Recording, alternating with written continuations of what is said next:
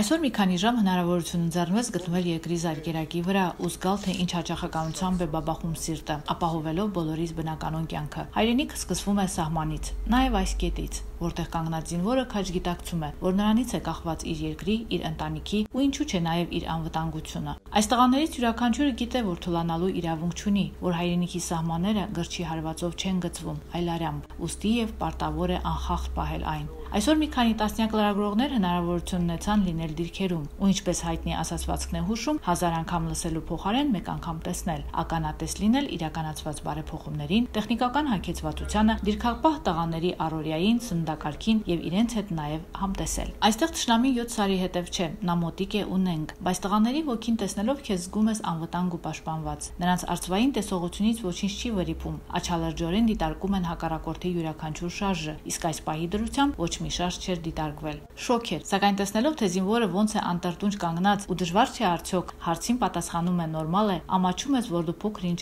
շոկ ես զգում։ Տղաների կացարանը մաքուր էր, ամեն ինչ արված խնամքով։ Ժամանցի համար նաև գրքեր կային, բայց դեռ տղաները ժամանակ չունեն այն կարդալու, դեռ իրենց պարտականություններն են սովորում ու մարտավարությունը։ Դիրքերը, որտեղ մեր խումբը այցելեց, ծառայում են «Ես եմ ծրագրի» տղաները։ Նրանց հետ զրույցից պարզեցինք, որ ընտրության պատճառը ոչ միշտ են սոցիալական պայմանները։ Ընտանեկան պայմաններից չէ, ուղղակի զինվորական ծառայությունը սովորական, որ պետք է 2 տարի ժամկետային ծառայի,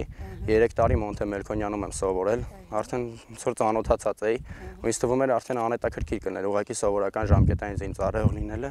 Ընտրեցի ես եմ, որ ավելի հետաքրքիր է ծառայությունս, համ էլ վերջում ինքը տալիս է ինձ մի հատ գումար որոշ չափով, որ ես կարողանում եմ իմ հետագա ապագայում իմ տունը կառուցել կամ իմ ընտանիքը կառուցելու համար առաջի քայլերը անեմ։ Ուղղակի 7 օր տուն եթալու համար շուշուտ տուն լնենք, ընդեղից հետ չկտրվենք, հիմնականում դրա համար։ Տղաներն այդ պահին առաջին անգամ էին մարտական հերթապահություն իրականացնում։ Անկեղծ ասած, եթե չասեին, դատելով նրանց մարտական կեցվածքից դժվար կլիներ կռահել, բայց կարող եք համոզվել։ Տպավորությունները, որ ճիշտն ասեմ, 6 ամիս շատ եմ հետաքրքրվել, ոնց է անցնում ծառայությունը դիրքերում, մարտական հերթապահությունը ինչպես է անցնում։ Շատ եմ լսել, թե լավը, թե վատը, թե որ դժվար է շատ, նամանավանդ որ նոր ես բարձրանում, բայց որ ճիշտն ասեմ, գալիս ես թե հասկանում ես, որ լիքը պատասխանատվություն կա քո վրա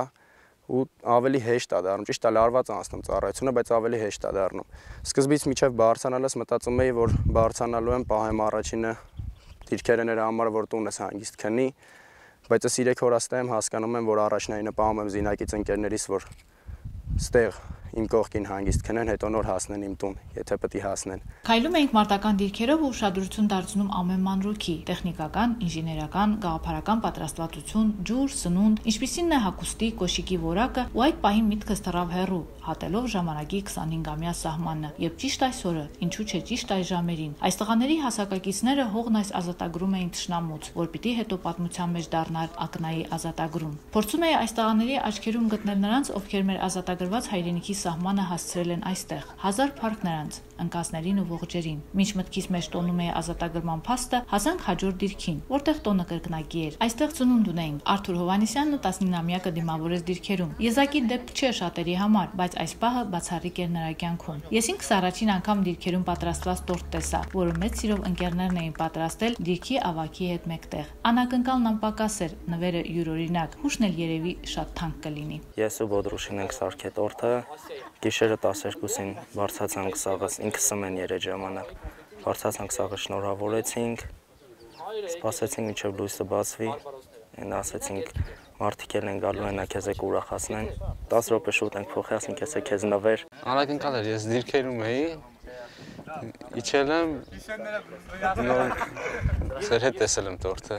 սս ծնունդ դժվար թե լինի էլի։ Էդգար Գասպարյանի ուսերին մեծ պատասխանատվություն է դրված, մարդն էլ իր անելիքը լավ գիտի ու շատ գոհ է տղաներից։ Պատասխանատվությունը այնա, որ ուշադրել ենք տղեկը նորմալ պոստիկային են, առաջի անգամ են հետները հին ծառայող չկա, իրանք նույն պրիզիվ են իրար հետ են պոստիկայինը, նա շատ ուշադրությունը դրա վրա պետք է դարձնենք, որ կարենան կայնեն, չքնեն, զգոն լնեն, կարևորը դրա վրա պատասխանատվությունը, որ եթե մի բան իրանց է լավ, սաղ դրա պատասխանը ես եմ տալու, կարևոր պարտականություններն են սովորում իրանց, արդեն այս 2 օրվա մեջ համարյա սաղ պարտականությունները սովորել են, Ինչ հանձնարարություն տալիս ենք, սա ճիշտ ժամանակին կատարում են, դες ազնագազմի շատ գոհ եմ։ Ամեն ինչ ճիշտ են անում, ժամանակին են անում, պոստում զգոն են, այդքան է արդեն հերիք է։ Ես սմենը փոխելուց ասում եմ տղեկ, եթե մի հատ խնդիր լինի, ինչ լինի, անպայման ինձ այն տվեք, բարձրանամ, տենամ ինչ ա եղել։ Այսքան վաղ ոչ մեկ ոչի բան չի ասե, բարձրանում եմ սմենը փոխելու, տենում եմ, որ դուխները տեղն է միշտ։ Դիրքապահների հետ լսեցինք դեռ 2016 թվականի ապրիլյան օրերին ծնված հաղթանակի պատգամը ուղղված զինվորին։ Ու թերևս բոլորիս մոտ յուրովի նորոգվեց այն ճշմարտությունը, որ հաղթողներին չեն դատում։ Ամենևին կապ չունի, որ փոքրացու ենք որպես ազգ։ Կարևորը հաղթելու ցանկությունն է մեծ։ Բարի ծառայություն զինվոր ու նորանոր հաղթանակներ։